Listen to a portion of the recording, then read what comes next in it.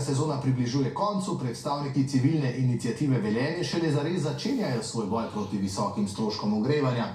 Po več protestnih akcijah v domačem kraju so se danes iz Šoštanja odpeljali v Ljubljano, kjer so poslancem, vladi in okoljskemu ministrstvu izročili zahteve za znižanje cene položnic, med katerimi je tudi znižanje stopnje DDV-ja na toplotno energijo iz 22% na 9,5%, pa tudi izločitev stroška emisijskih kuponov iz cene distribucijske toplote.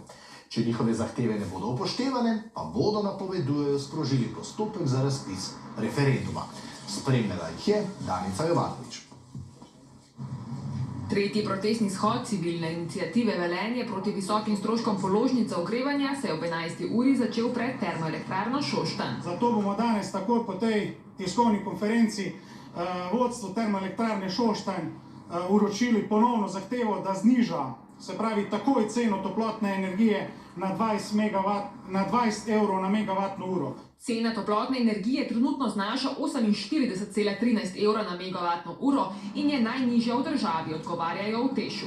Razlog za visoke cene položnic so sicer, trdijo na velenjski občini in okoljskem ministrstvu, energetsko nesanirane stavbe in nadpovprečne izgube v starem sistemu daljinskega ogrevanja.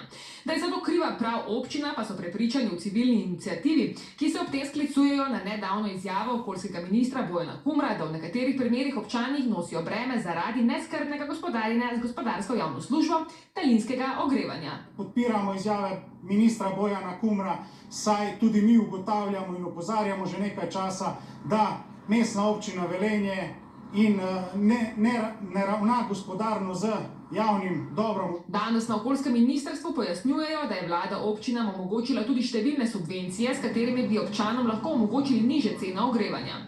Posebej tudi za prestrukturiranje sistema ogrevanja v Velenju in Šoštanju, kjer je iz Evropskega sklada na voljo 18,45 milijonov evrov sredstev. Denarja, da je torej dovolj, število vlog na javnem razpisu pa je majhno.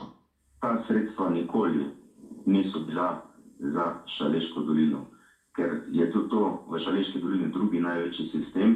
Sredstva, ki jih je navedel minister, gredo pa za sisteme, ki so v manjši velikosti. A ne le na občini, odgovornost je tudi na državi, so prepričani predstavniki civilne iniciative, ki so svoje zahteve danes predali tudi poslancem, vladi in ministrstvu za okolje.